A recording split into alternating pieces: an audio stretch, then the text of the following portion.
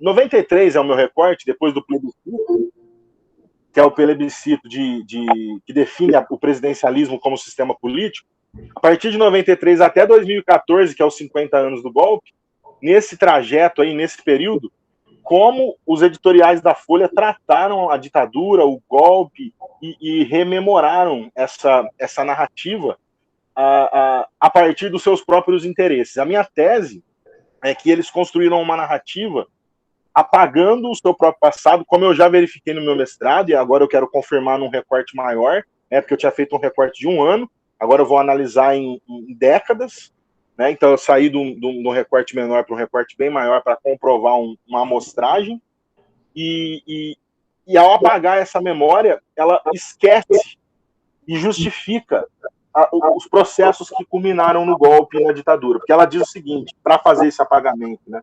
A Folha diz que a ditadura foi ruim, mas veio para evitar algo pior. Só que ela relativiza esse algo pior. E se a gente pensar ao longo da redemocratização, as esquerdas e o próprio PT, né, que tem vários problemas, foi e tem sido representado como algo pior. E qual que é o problema disso? O problema é quando a gente não debate o que seria esse algo pior e justifica a supressão do status jurídico do país e da constitucionalidade para evitar o algo pior, como foi em 64. Né? Porque na ciência política a gente tem a ideia de que as instituições elas são fundamentais na constituição da democracia. Então, preservá-las é a essência da preservação da democracia. Você nunca pode justificar uma ruptura institucional para se combater um problema ou um mal maior, porque as instituições devem oferecer caminhos para esse combate. Se não oferecerem, você tem que construir caminhos jurídicos para isso, senão você cria o que a gente chama de instabilidade jurídica.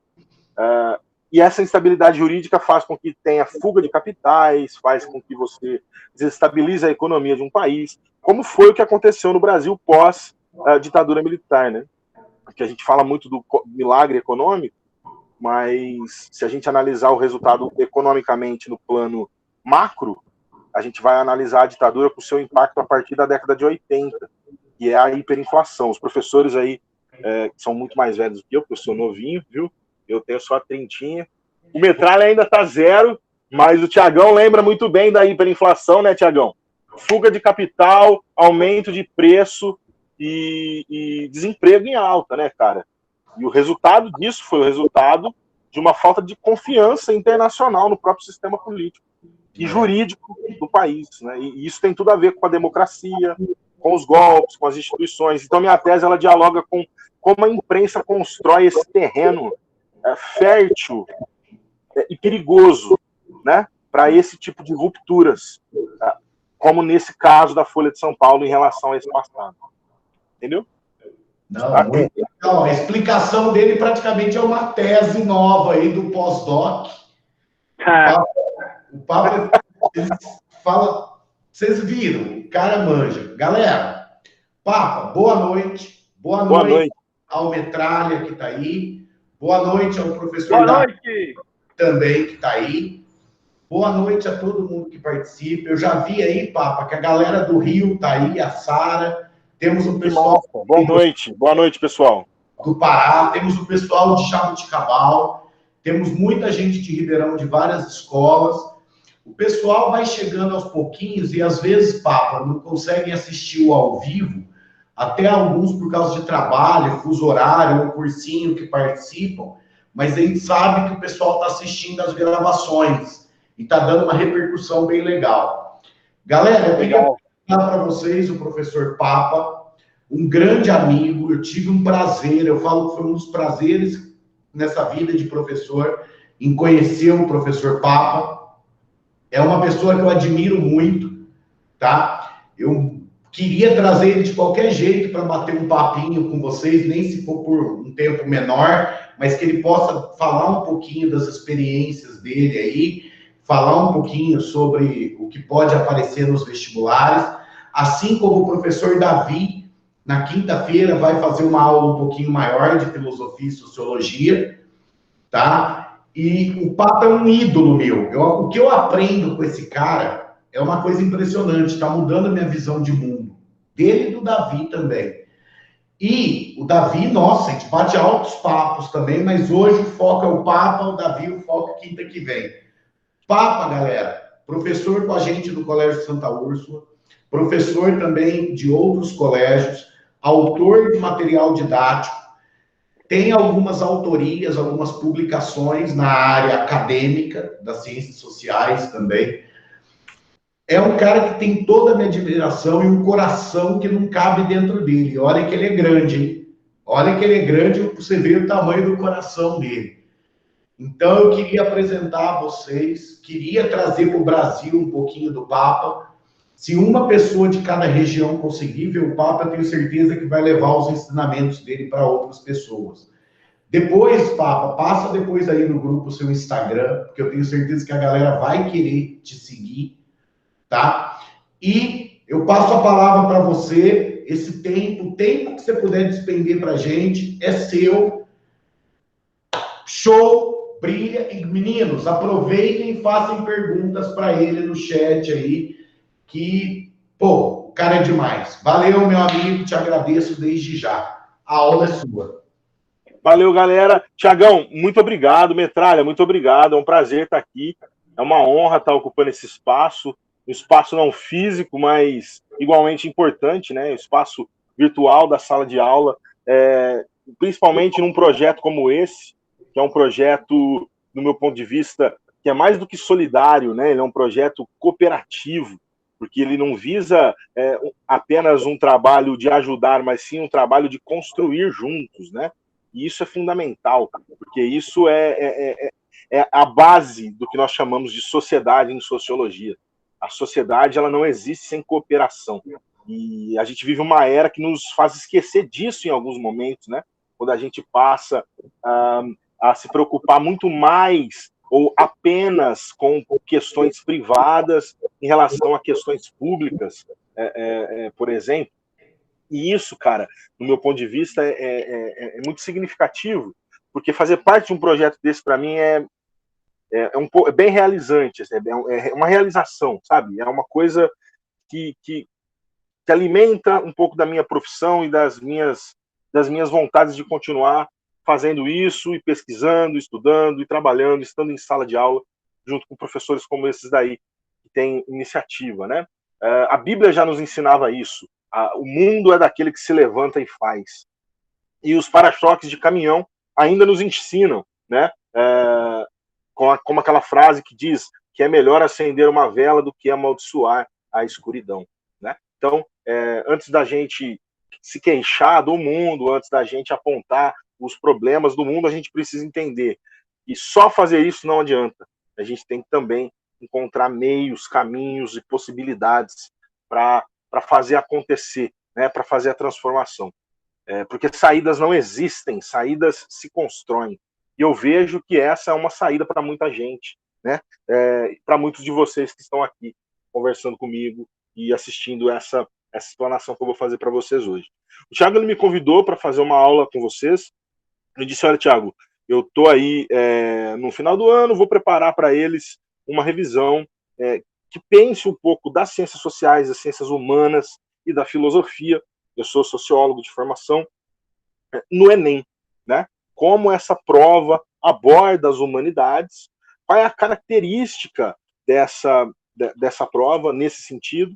Sei que vocês estão aqui para falar de exatas, mas já que me deram a oportunidade, eu vou pedir licença e vou ocupar esse espaço. Eu quero primeiro dizer o seguinte: uma das coisas que o Enem mais gosta, né, quando se fala em ciências humanas, é pensar conceitos como o conceito de patrimônio, né? Porque o conceito de patrimônio ele é um conceito que dialoga com a nossa cultura em diversos aspectos, em diversas dimensões. Por exemplo, patrimônio é algo de valor reconhecido e que deve ser preservado na visão da cultura, na visão das instituições. Então, o patrimônio ele pode ser tanto algo material como algo imaterial. Ele pode remeter à história, ele pode remeter a uma prática, ele pode remeter a um local geográfico. Então é um conceito que eu diria a vocês ser um conceito-chave, porque ele permite que a prova ela chame as diversas disciplinas para conversar com essa temática, certo? O patrimônio, ele é, portanto, um tema-chave que diz respeito à memória, que diz respeito à história da sociedade brasileira, quando fala-se da prova do Enem. E o Enem sempre cobra uma sensibilidade para a importância da preservação com a memória do passado brasileiro. E isso tem ganhado espaço em vestibulares como a FUVEST e como a VUNESP. As pessoas dizem, a FUVEST não cobra sociologia e filosofia. Mentira. A sociologia e a filosofia, elas são cobradas na FUVEST de uma forma distinta da maneira como elas são cobradas no Enem, na Unesp e na Unicamp. Na FUVEST, a filosofia e a sociologia, elas aparecem como temas de redação. Por isso, muitos professores de redação se colocam para explicar temas de sociologia e filosofia em aulas de conteúdo, né? Meio que para flanar ali naqueles temas para vocês aprenderem alguma coisa para colocar na redação. Porém, é muito mais importante você entender o sentido daquilo do que você apenas decorar. Por quê? Porque filosofia e sociologia são ferramentas. A filosofia significa, na prática, amizade pelo saber, né? Filosófos, né? Sofia, sabedoria, filia, amizade, amor amigo, tá? Amizade pelo saber é, na verdade, um exercício reflexivo do uso da razão, né? No seu mais básico princípio, que é a aplicação da lógica e da crítica diante das dúvidas que se colocam na realidade. Sendo a lógica a associação de causa e consequência a partir de observações empíricas e experiências que lhe permitem chegar a conclusões não contraditórias ou a relações não contraditórias entre causa e efeito, causa e consequência. E crítica seria, fundamentalmente, você colocar-se de maneira apartada de suas crenças, aquilo que você acredita, de seus valores, aquilo que você valoriza, sua noção de certo e errado, justo e injusto, bem e mal, e aquilo que você está acostumado a fazer, os seus costumes, as suas práticas sociais. Então, você afastar-se de suas crenças, valores e costumes e questionar o que são, como são, por que são, para que servem, a quem servem. Isso é um posicionamento racional, isso é um posicionamento crítico, que te permite avaliar, analisar a realidade, sem recorrer ao sobrenatural para explicar o natural. Tá? E isso vai ganhar dimensões ao longo da filosofia para se explicar a sociedade, para se explicar as relações humanas, principalmente a partir dos conceitos de ética e moral, não é? Por quê? Porque os conceitos de ética e moral são os primeiros grandes motes de análise da vida em sociedade. E ética vem do grego ethos, que significa caráter, e moral vem do grego éticos, que para a tradução latina no Império Romano ficou mores, por isso chamamos de moral, significa costume. Então a moral é o código de valores imposto de fora para dentro pela sociedade, a partir dos valores que a sociedade entende serem como justos, corretos, bons. E a ética não é a moral. A ética é um código de valores imposto de dentro para fora. É uma hierarquização que nós fazemos dos valores sociais. É uma reflexão que o indivíduo e a filosofia fazem sobre a moral, certo? Que busca um sentimento de dignidade do homem para consigo mesmo.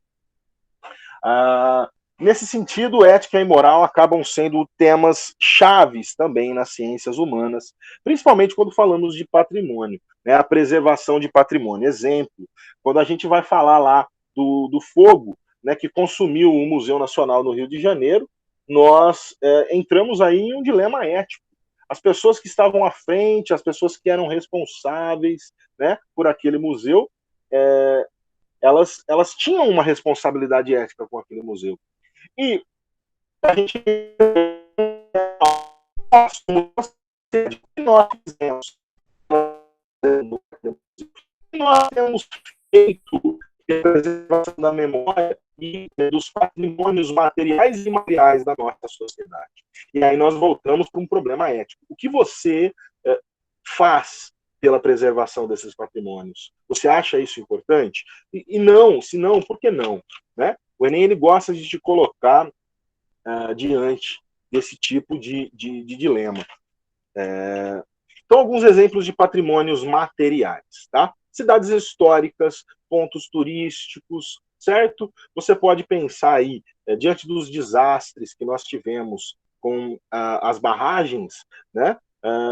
Um patrimônio biológico, ambiental, como foi o rompimento da barragem de Mariana, que destruiu praticamente o Vale do Rio Doce, tá? Que é um patrimônio fundamental que ajuda a gente, se não a pensar a história do Brasil, a pensar, então, a história dos povos indígenas, como os Krenak, tá? Que é um povo que, historicamente, se desenvolveu na região do Vale do Rio Doce. Sem o rio, eles perdem toda a sua identidade. Até o próprio nome se refere ao rio, né? Aqueles que estão do lado de cá do rio. Né? É isso que significaria os Krenak. E o patrimônio imaterial? O patrimônio imaterial a gente pode pensar aí a tradição oral, né? Os ditos, as lendas, os mitos populares, a cultura popular.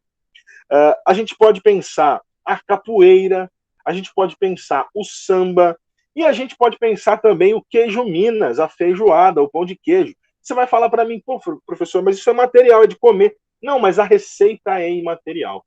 Né? São exemplos de temas que podem mover essa prova do Enem. Né? Uma prova que pode aí pedir para você pensar o seu país a partir do conceito de patrimônio. Os patrimônios, eles precisam ser preservados, porque é assim que a gente constrói a nossa identidade, certo? Esse é um tema que pode cair em redação também, e é bom que você tenha argumentos para isso. Outro tema fundamental que coloca tanto a filosofia política quanto a ciência política em diálogo na prova do Enem é a importância dos direitos civis, políticos e sociais. E o diálogo com a Constituição de 1988. Veja você, até pelo menos 2018, nós tivemos ali questões relativas à ditadura e aos totalitarismos. No ano passado, nós tivemos uma questão sobre os totalitarismos. É importante a gente pontuar isso, tá? Movimento sufragista, diretas já no Brasil, são pontos importantes. E se a gente pensar aí a FUVEST, todos os anos, seja na redação, seja no corpo das suas questões, ela traz o tema da ditadura e da memória da ditadura em algum grau. Né? A gente já teve redações falando da importância de se preservar a memória do passado, nós já tivemos redações pedindo para que os alunos falassem sobre as teorias de Kant, no que tange a ideia de que o homem teria saído da sua menoridade a partir do uso da razão que os iluministas propunham, né? E o que isso tem a ver com o autoritarismo? A frustração seria justamente os regimes totalitários do século XX, né, que vieram utilizando a razão, a racionalidade, para criar um sistema de destruição em massa.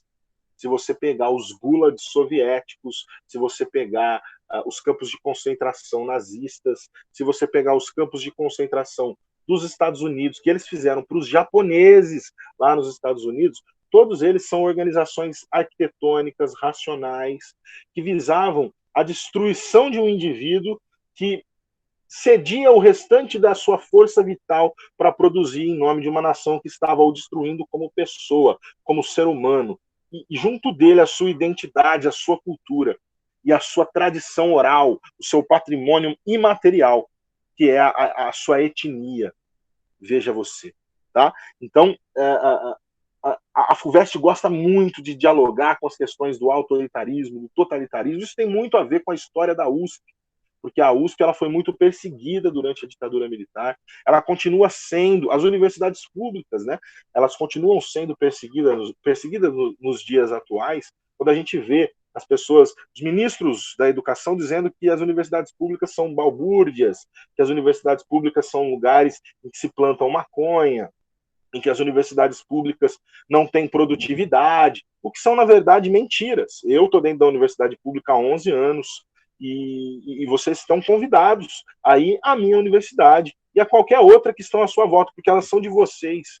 Tá? Apesar de vocês estarem pleiteando uma vaga para elas, elas são de vocês. Afinal, elas são públicas. E todos os dados nos mostram, e eles são públicos também, basta um Google, eles nos mostram que os maiores produtores de pesquisas do Brasil são as universidades públicas. Os maiores produtores de patentes do Brasil são as universidades públicas. Tá? E a USP ela tem uma valorização muito grande nessa história. E por isso o vestibular da FUVEST tem essa inflexão, principalmente nas suas redações. E voltando um pouquinho para o Enem, o tema da Constituição de 1988 do Brasil é um tema muito caro e muito importante na prova do Enem. Principalmente no que se trata do tema da cidadania e da democracia, que nos leva àqueles direitos que eu acabei de citar, e que eu vou delimitar para vocês aqui. É importante que vocês saibam a diferenciação desses 3 tipos de direitos: os direitos civis, os direitos políticos e os direitos sociais. O teórico que fez essa delimitação é o Thomas Hampshire Marshall, que aparece nos vestibulares como T.H. Marshall, certo? E ele diz que os direitos civis são os direitos reconhecendo que os indivíduos têm direitos inalienáveis como indivíduo. Esse é um direito construído na esteira do liberalismo, a partir do contratualista John Locke. E aqui fica o pé para a gente falar desses caras. Tá? Quando Thomas Hobbes escreve o Leviatã, uma obra fundamental para se pensar o Estado absolutista, por dizer que os homens são maus, os homens se destroem, o homem é o lobo do homem, e sem o Estado o homem vai se destruir. Então nós precisamos de um Estado autoritário, com um rei forte, poderoso, que nos impõe a lei. Tá?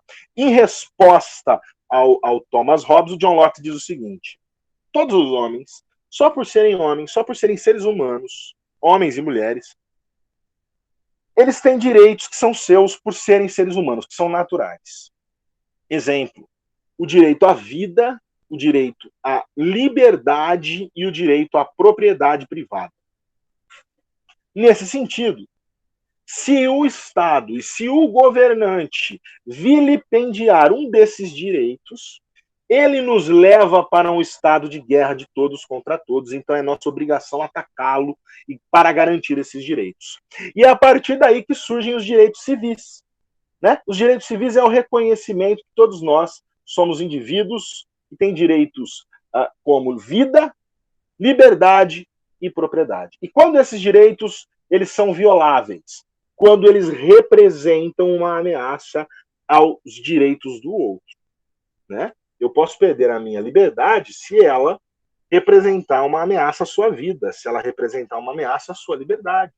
Né? E aí a gente tem a questão da propriedade. A propriedade, quando ela representa uma ameaça à vida e à liberdade, ela é vilipendiada? O Estado questiona ela? Isso é um princípio liberal, que muitas vezes os liberais se esquecem. Mas eu, que não sou um liberal, eu não deixo eles esquecerem, porque isso faz parte da minha crítica ao próprio pensamento liberal. Mas veja, é importante que a gente entenda isso. Né? É importante que a gente entenda que esses direitos eles são fundamentais. A liberdade, a vida e a propriedade privada. E ninguém pode vilipendiá-los quando se trata de uma democracia. Na sequência, o Thomas Marshall diz que nós temos os direitos políticos. E o que seriam esses direitos políticos? É o direito de votar e ser votado. É o direito de poder participar das decisões políticas de uma sociedade, das decisões do núcleo de poder, dos rumos que a sociedade vai tomar. E, por fim, os direitos sociais, que é o direito de participar da riqueza produzida pela sociedade como um todo, na forma de serviços como saúde, educação, segurança, transporte, certo? E moradia. Então vejam, o Thomas Marshall, ele diz, isso é importante, que historicamente, primeiro nós conquistamos os direitos civis para depois lutarmos pelos direitos políticos resguardados pelo direito à liberdade de expressão.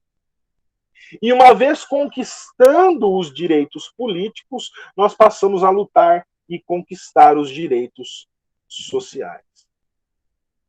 Mas eu acho interessante que, se a gente pegar uma análise de Carlos Nelson Coutinho, né, ele vai dizer que no Brasil é um pouquinho diferente. Né? O Brasil é um país que a democracia tem uma outra roupagem. Né? Tem um livro aqui, ele se chama Cidadania no Brasil, O Longo Caminho, do José Murilo de Carvalho. Esse livro eu gosto muito dele, eu vou te mandar o link aí do Google Books, porque ele fala sobre como no Brasil esses direitos eles se constituíram a partir de um Estado patriarcal e autoritário. Os nossos direitos sociais, né, que na história do Ocidente foram conquistados na base da luta, né, das revoluções burguesas, as revoluções liberais, como a Revolução Gloriosa, né, a Revolução Americana de Independência, a Revolução Francesa, a própria Revolução Russa, que foram conquistados na base da luta. No Brasil, eles foram conquistados, na verdade, a partir de um ditador ou em ditaduras. Né? Foi na era Vargas que os brasileiros conquistaram os principais direitos sociais que nós mantemos até hoje. Uma contradição, um paradoxo, né? Um tema muito bacana. E aí, para concluir um pouquinho desse pensamento em relação aos contratualistas, né, já que esse tema é um tema muito caro à prova do Enem, eu sugiro uma retomada do pensamento de Jean-Jacques Rousseau e a sua concepção de que todos nascem neutros, apesar de que o senso comum traduziu para a ideia de que todos nascem bom e a sociedade o corrompe. O que ele quer dizer com isso? Rousseau está dizendo, na verdade, que a sociedade pautada na propriedade privada funda uma dinâmica de competição entre os indivíduos que se sobrepõe à cooperação. E isso faz com que os indivíduos, ao se digladiarem, ao competirem, se corrompam e destruam a própria sociedade. Propondo ele, o Jean-Jacques Rousseau, que um contrato social deva se basear em uma vontade geral, uma democracia direta, que zele pelo bem comum. Tá? E esse é o gancho que eu mais gosto de fazer, porque em crítica ao pensamento de Jean-Jacques Rousseau, nós temos o grande Charles Louis de Secondat, Barão de Montesquieu, dizendo, olha, nós precisamos nos atentar ao que disse Alexis de Tocqueville, ao que disse John Stuart Mill, dois liberais que tinham medo de uma coisa chamada ditadura das maiorias, ou tirania das maiorias, ou o que o Aristóteles já dizia lá no passado, que era a demagogia política. A tirania das maiorias é uma coisa muito perceptível quando nós entendemos que a maioria não existe. Porque não existe ninguém que faça parte de uma maioria. A maioria é apenas um recorte. Veja você, eu sou homem hétero branco. E isso é um recorte da minha realidade que pode me encaixar em uma maioria quando pensado em um contexto. Mas eu sou calvo, professor, palmeirense, esquerdista. Isso me coloca em um outro escopo, o escopo de minoria. E isso acontece com qualquer um de vocês. Se você faz o recorte devido, você faz parte de uma maioria. Se você faz o recorte indevido, você faz parte de uma minoria. Então, maioria ou maioria é relativo. E se você vive em uma sociedade em que maiorias mandam e minorias obedecem, você vive em uma sociedade, diz o Barão de Montesquieu, um liberal, veja você, que se você vive numa sociedade em que a maioria manda e a minoria obedece, todo mundo está fodido. Por quê? Porque todos estão sob constante ameaça. Ele resume isso em uma frase que eu faço como meu lema de vida, que é: uma injustiça contra um é uma ameaça contra todos. Nesse sentido, ele propõe que a República precise se fundamentar em um sistema de freios e contrapesos. É por isso que o símbolo da justiça é uma balança, o equilíbrio. Esse sistema de freios e contrapesos ele já tinha sido esquematizado pelo John Locke, e o Montesquieu ele vai aperfeiçoar no que nós chamamos de executivo, legislativo e judiciário, que se autorregulam.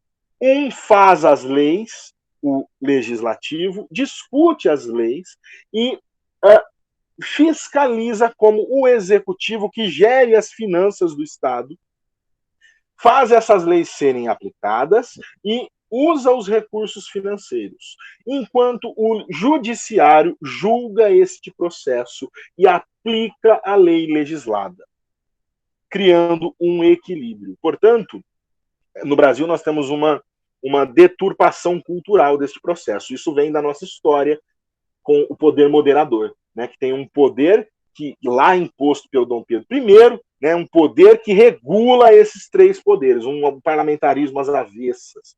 Tá? É porque até hoje a gente vê o presidente da República, historicamente nós vemos o presidente da República como o chefe maior da nação, e não é. Por quê? Porque a nação é conduzida por três poderes, e não por um. E mesmo que esse um seja mais visível, ele necessita dos outros. É uma harmonia de equilíbrio institucional. Isso é importante. Apesar de você ter críticas a isso, eu sei que você está aí do outro lado pensando que a República não funciona, eu queria lembrar você que, apesar de você estar pensando assim, nós hoje não somos atacados por animais selvagens nas ruas, nós hoje conseguimos viver relativamente em tempos de paz, nós hoje conseguimos ter escolas públicas, hospitais públicos, segurança pública. Isso tem defeito? Claro, sempre terá. Nós somos seres humanos e estamos sempre em constante construção do mundo em que queremos viver. Mas nós vivíamos nas cavernas. Lembre-se disso. Bom, esse é um ponto importante que as provas, eu acredito, elas podem se inclinar nesse ano. Outra questão fundamental, né? Eu entendo que o tema da alteridade é um tema caro, principalmente na Unesp, tá? O conceito de etnocentrismo, que é você julgar a cultura do outro, tomando como referência a sua própria cultura, eu entendo que seja um tema muito, muito caro a essas provas, certo? Essa prova ela deve manter um perfil de textos longos, de imagens, de mapas, de gráficos, que vão aparecer como suporte às perguntas, tanto no Enem, quanto na Unesp, quanto na Unicamp, digo, nas ciências humanas, em específico, com recorte para sociologia e filosofia. E o Enem, ele vai cobrar do aluno um conhecimento sobre como os conceitos eles são elaborados ao longo do tempo, né? Por exemplo, né, o próprio conceito de iluminismo, isso já foi uma pergunta do Enem. Os iluministas, eles se chamavam de iluministas, e chamavam os medievais de Idade das Trevas para poder dar sentido ao movimento iluminista. Isso nos faz acreditar que, por exemplo, a filosofia medieval não existiu. E, na verdade, isso é um preconceito. Se você pegar São Tomás de Aquino e Santo Agostinho, que são temas muito que caíram no ano passado e caíram em 2018, você vai notar que são filosofias importantíssimas. Por exemplo, o São Tomás de Aquino, ele é o cara que cria, que retoma um conceito de liberdade que vai ser base para o pensamento dos existencialistas, que é o conceito de livre-arbítrio. Todos nós nascemos livres para escolher o sim e o não, o bem e o mal, porque é só assim que a gente é capaz de praticar o bem, é só assim que a gente é capaz de amar a Deus e de ser racional, porque a razão é fruto de uma escolha, porque a razão é fruto do exercício da dúvida. Então, sem a liberdade é impossível ser racional, é impossível amar a Deus e é impossível praticar o bem, porque o bem praticado sem escolha não é bem. O bem é uma escolha, ele precisa ser uma escolha, ele é uma questão ética. Então, veja você, quando a gente pensa nesse sentido, a filosofia ela ganha contornos muito mais profundos aí na Idade Média, né? O Santo Agostinho ele vai dizer, olha, Deus ele nos faz assim, mas ele ainda nos pune. E por que ele nos pune? Porque nós somos incapazes. Nós não temos uma autonomia, nós temos uma insuficiência de autonomia moral que faz com que Deus precise nos punir para nos ensinar uma lição, para que a gente possa evoluir como ser, como espírito, para poder atingir a salvação, a redenção e o paraíso. Né? Ao mesmo tempo em que ele justifica a liberdade e explica a liberdade do ser humano, ele vai lá e justifica a doutrina cristã. Isso é brilhante, é retórico, né? Mas é brilhante. E o São Tomás de Aquino, cara, o São Tomás de Aquino é um filósofo fantástico. Por quê? Porque o cara vai lá e diz o seguinte, eu vou mostrar para vocês que existem aspectos lógicos da realidade que apontam para a existência de Deus. E quando ele faz isso, ele inspira a ciência moderna. O Santo Tomás de Aquino ele é um grande influenciado pelo Aristóteles, né? Mas ele diz assim, olha, a gente pode notar que tudo tende a permanecer como está. E algo parado sempre permanecerá parado. Então, se tudo continua como está, o movimento ele precisa de um primeiro movimento. E o motor que deu início ao movimento é Deus. Eu não sei se você percebeu, mas ele falou isso muito antes do Newton. Sim, muito antes do Newton. E depois dizem que filosofia não serve para nada, né? Na verdade, ela serve para ser plagiada. Quer ver outro exemplo?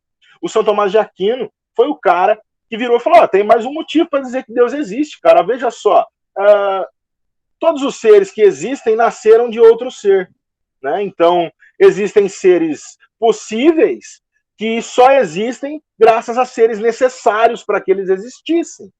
Então, deve ter tido um primeiro ser do qual todos descendem. E esse ser é Deus. Não sei se você percebeu, mas ele acabou de criar, dentro da doutrina religiosa do catolicismo, as bases e os princípios para o darwinismo. Então, esse é o momento que os caras chamam de Idade das Trevas. Veja você. Né?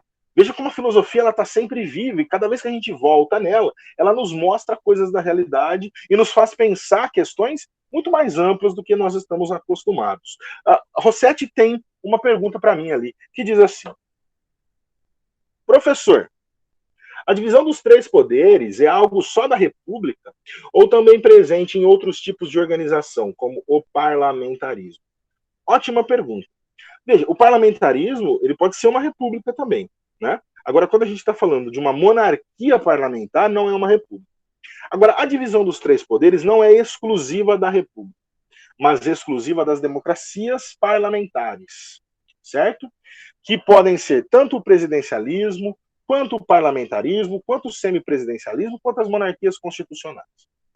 A grande questão é que no parlamentarismo, o executivo ele é uma parte do legislativo que é destacada pelo próprio legislativo a partir de eleições indiretas. Tá? É o sistema eleitoral que muda, mas o chefe do executivo existe, né, que seria o primeiro-ministro. E existem países que você tem o primeiro-ministro que conduz a organização das finanças e dos ministérios e o presidente, né, que conduz as relações públicas, a organização política, como a Rússia, por exemplo, né, que é um semi-parlamentarismo ou um semi-presidencialismo, na verdade, onde o Putin fica ali se jogando de um lado para o outro para continuar sempre impondo a sua autoridade personalista. A Rússia é um país muito semelhante ao Brasil, fica a dica para você também. Tá? Respondi a pergunta, Rossetti?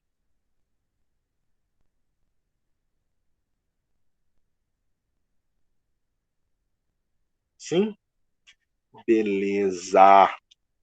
Magaviga. Então vamos lá. Onde nós estávamos? Perdi o prumo.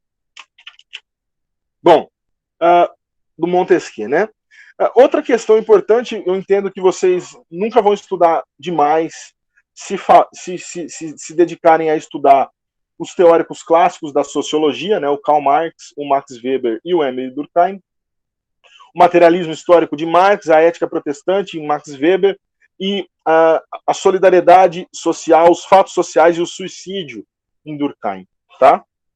O Marx é o cara que vai tentar interpretar a sociedade a partir dos determinismos e dos, mais do que determinismos, os condicionamentos econômicos, enquanto Weber vai tentar interpretar a partir do indivíduo e o sentido que ele atribui à ação, e o Durkheim define, né, que o indivíduo é fruto das construções sociais, certo?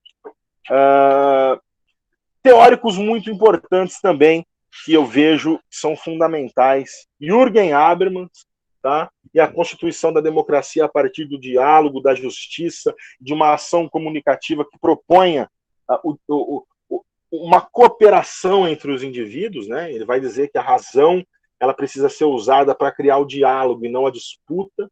Jürgen Habermas é fundamental para a prova do Enem em específico. E os teóricos da teoria crítica: Theodor Adorno, Max Horkheimer, Walter Benjamin, Herbert Marcuse. Eu acho que vocês podem estudar todos esses caras, e principalmente o conceito de indústria cultural e os dois conceitos de razão que a indústria cultural propõe. Que foi tema de redação, né, na verdade, da FUVEST, quando propunha lá a ideia de Kant, de que o homem teria saído da sua menoridade ao dominar a razão e criar a ciência. Veja você. O Max Horkheimer escreve um livro chamado A Eclipse da Razão, no qual ele diz que a razão ela nos frustrou. Porque a razão nos trouxe aonde? Para onde a razão nos trouxe? A razão que iria emancipar o homem, emancipação significa tire suas mãos de mim e deixe livre. A razão que ia nos emancipar, ela nos levou a 2 guerras mundiais, a regimes totalitários, o nazifascismo, o stalinismo soviético, as ditaduras militares da América Latina, da África, da Ásia. A ciência foi utilizada como ferramenta de genocídio e continua sendo. Foi utilizada como ferramenta de discriminação racial, de discriminação de gênero, de discriminação étnica. Então a razão serviu para nos emancipar? A razão criou as bombas atômicas, né? A razão serviu? E aí a conclusão dos frankfurtianos é que não. E aí o que eles fazem? Eles fazem o seguinte: eles fazem uma nova razão. E qual é essa razão? Eles dizem: olha, a razão, eu expliquei para vocês no início da aula, né, o conceito de lógica e de crítica, mas nós precisamos de uma razão que se volte sobre a própria racionalidade, que seria a razão crítica, que é uma razão que aplica o sistema racional para pensar os limites, as capacidades, as potencialidades e as relatividades do próprio pensamento racional. Para que dessa forma a gente possa criar caminhos para entender que a razão por si só é apenas uma ferramenta e que, no fundo, nós precisamos de uma reflexão ética, como dizia Sócrates lá na filosofia grega clássica, e que eu deixei para encerrar a aula falando de Sócrates, de propósito. Ele é o primeiro, mas eu deixei por último.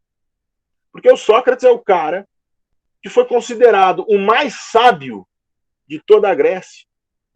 E quando isso foi contado para ele, ele disse que ele precisava de um tempo para entender por que ele era o mais sábio. E aí foi quando ele propôs, né, se propôs a fazer um exercício que estava na entrada do oráculo de Delfos. Conhece a ti mesmo.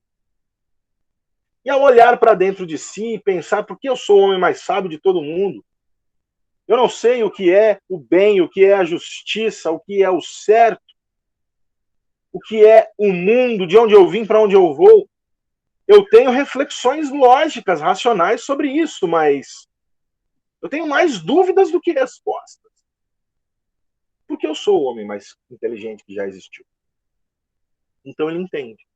Ele só era, na verdade, o homem mais inteligente que já existiu, porque, na verdade, ele era, dentre os homens, aquele que reconhecia a sua ignorância. Só sei que nada sei. E, nesse sentido, o Sócrates, ele foi o cara, né, que foi condenado à morte por corrupção da juventude, né? Foi condenado à morte por perturbação da ordem pública, por ensinar as pessoas a duvidar. Como dizia Platão, se a morte é a única certeza, então viver é duvidar. Então viver é duvidar. E o Sócrates entende que existe apenas um caminho, e esse caminho é a reflexão crítica sobre as suas próprias condutas. É a ética. A filosofia tem 3 campos: a epistemologia, a ontologia e a ética. A ontologia é o estudo do que existe, a epistemologia é o estudo do que é possível conhecer, e a ética é o estudo de como agir diante do mundo. E o Sócrates ele propõe que uma reflexão ética ela não pode nos levar a uma ação que faça ao outro o mal. Porque quando eu realizo uma ação para com o outro, eu estou criando com a minha ação um mundo no qual eu estou vivendo. Eu estou produzindo um mundo melhor ou pior. Então, para que o homem se emancipe, ele precisa agir para com o outro da forma como o outro agiria com ele ou como ele gostaria que o outro agisse com ele. Se colocar no lugar do outro. Inclusive, existem teses, como a de Søren Kierkegaard, que Jesus caminhou pela Grécia e que foi apresentado às filosofias platônicas ao escrever sobre Sócrates. E daí vem o cristianismo, que une o pensamento platônico com o judaísmo. Né? Porque, no fundo, o cristianismo é isso. É a ética de Sócrates aplicada à religião judaica. Deus não é mais o Deus do dilúvio, é o Deus do perdão, é o Deus do amor. E Sócrates, ele propõe o quê? Ele propõe que quando você age, você projeta no mundo o mundo que você quer. Por isso, uma vida sem reflexão não vale a pena ser vivida. Porque a ignorância produz o mal e a sabedoria produz o bem. E é por isso que nós precisamos estimular o conhecimento filosófico, dizia o Sócrates. E os frankfurtianos apontam neste mesmo caminho. E é por isso, senhoras e senhores, que eu quero encerrar essa aula dizendo: é necessário que nós façamos a seguinte pergunta: filosofia e sociologia, para quê? Essa pergunta não cai no vestibular, mas eu deixo ela aqui para você. Valeu, galera. Espero que vocês tenham gostado. Papa, eu não tenho nem o que falar, cara, depois de tudo isso que você fala. É perfeito. Ô, Thiagão, tô quase chorando aqui, cara. É sério, meu. Foi muito bonito tudo isso. Foi lindo. Foi assim. Coisa linda. De como você usa as palavras, a sua sabedoria, o seu estudo, vai puxando as coisas e mostra que, na realidade, a filosofia é o início de tudo. Todas as outras disciplinas que nós temos vêm dela, vêm da forma de pensar. E é uma coisa impressionante. Tudo tem um porquê, né? Verdade. E não tem o que falar. É impressionante. Eu só tenho que te agradecer, meu amigo, por esse tempo despendido. Por esse Imagina, tempo. Meu querido. Que isso. Ô, Thiagão, eu montei umas listas, eu montei 2 listas, né? Na verdade, eu montei uma lista com 50 exercícios. Eu montei para os meus alunos e eu queria disponibilizar para o pessoal daqui. Tem 25 exercícios de sociologia e 25 de filosofia. Tem o gabarito após cada questão e a explicação de porquê, né? E eu reuni ali as questões mais atuais, todas do Enem, 2017, 2016, 2018, 2019, tudo que caiu de sociologia e filosofia no Enem. Show! Depois você me passa pelo WhatsApp ou pelo Drive, que eu passo agora já. Assim que acabar a aula, já vou te enviar. Isso, que aí eu já ponho o link para eles e eles vão estudando isso daí. Beleza. Cara, eu só tenho que te agradecer, muito obrigado. Eu sei que você é ocupado, você tem muita coisa para fazer, tá? você tem várias frentes e você é uma pessoa muito organizada, que gosta de levar tudo bonitinho para não se enrolar, né? É doutorado, é material, é aula, é isso, aquilo, família, tudo, é muita coisa. E eu só tenho que te agradecer por você ter topado, batido esse papo com os meninos. Eu tenho certeza que muitos deles aí não vão esquecer nunca essas suas palavras. Espero que eles tenham gostado. Não, com certeza. Já estou comentando, e você pode ter certeza que no grupo depois vai surgir um comentário atrás do outro, que depois eu te dou um feedback. Valeu, Thiagão. Valeu, Metralha. Obrigado, viu, Papa? Eu gostei muito. Dá vontade de parar e dar aula de matemática e da filosofia e sociologia pra você. Você já doutrinou o André. Ô, Thiagão, depois dessa aí, cara, o que eu quero saber de matemática, cara? Fala pra mim. O que eu quero com matemática? André, agora você vai levar o Metralha também? Não, meu, eu vou largar o CEP, eu vou começar a fazer os cursos do Papa e, sei lá, vou me enfiar aí, mano. E, cara, e assim, eu não falei nem 50%, né, do que dá para falar, porque a filosofia tem 2.600 anos. A sociologia é do século XIX, né, de meados do século XIX. Então, tem 200 anos. Então, assim, muitos anos de história, né, cara? Milênios de história pra gente refletir em pouco tempo. Mas eu tentei fazer um panorama a partir dos aspectos da prova e tentar dar um pouco da característica que a prova tem e abordar alguns conteúdos a partir disso e fazer essa dinâmica com vocês. Espero que vocês tenham entendido. Se ficou alguma dúvida, galera, fique à vontade de abrir o microfone, de trocar ideia comigo. Se tem alguma crítica, alguma discordância, vamos conversar. Eu adoro, eu sou dialético, já ensinei, todo mundo que é aluno meu sabe disso. O que é ser dialético, né? Dialético é pensar juntos os contrários. E é justamente essa proposição que eu faço a vocês aqui. Se nós estivéssemos fazendo isso desde sempre na nossa sociedade, nós seríamos o país mais rico do planeta. Porque nós temos tudo para ser. Né? Nós só não somos porque nós não aprendemos a conversar. E a filosofia talvez seja o que falta para que a gente aprenda. Verdade.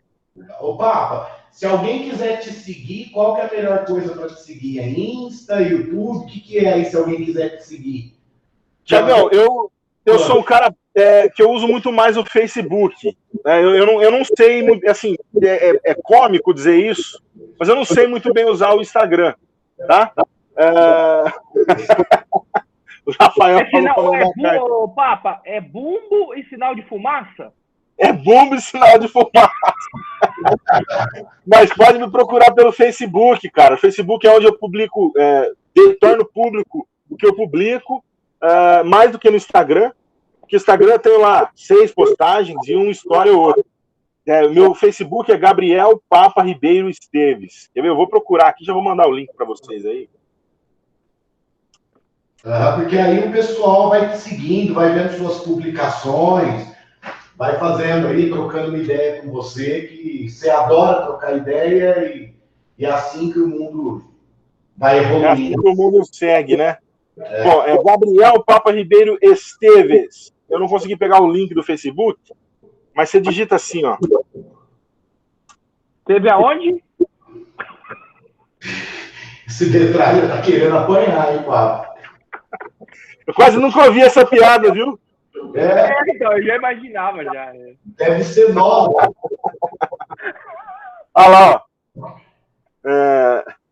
Tá assim, Gabriel, tá o meu nome inteiro. 1 milhão de pessoas falam pra mim, tira, deixa só Gabriel Papa. Mas eu não consigo, cara, porque Ribeiro e Esteves são 2 partes da minha família que eu gosto muito também, tanto quanto o Papa. E eu não gosto de deixar minha identidade sem essa parte. Por isso que eu tenho esse apelo. É um apego besta, mas é. Não, legal. Opa, muito obrigado. Valeu. Tenho certeza que a galera gostou. Galera, hoje vocês estão de folga, um pouquinho mais cedo, para descansar um pouco também, tá? Que está sendo pesado a aula terça, quarta e quinta. Sábado, geralmente, tem o café da manhã com o Thiagão, também, resolvendo exercícios. Sábado, agora, eu vou fazer o café da manhã com o Thiagão, também. Semana que vem, tem uma agenda lotada para vocês, com outros professores. O professor Davi, o professor Diogo de matemática e o professor Diego de biologia, fora a gente. Então, o pessoal está se unindo a gente nesse projeto. Nós estamos conseguindo fazer uma playlist bem legal para ajudar o pessoal do país. E eu queria mais uma vez agradecer o Papa. Eu não tenho nem palavras mesmo, Papa, para te agradecer, meu amigo. E meninos... Não precisa me agradecer não, irmão. Nós estamos na caminhada aí. Nós construindo junto. Valeu. De coração. Eu tenho que esses meninos vão crescer muito com tudo que a gente está podendo proporcionar para eles nesses 3 meses de caminhada junto aí. Não só para o vestibular, mas para a vida também, que eles estão escutando um pouquinho das histórias de cada um pouquinho do conhecimento de cada um. Beleza? Galera, para todos, boa noite, Papa, tudo de bom. Boa noite, Metralha, tá? Boa noite. Obrigado, Papa. Valeu, gente. Obrigado. Gente. Valeu, tchau, tchau.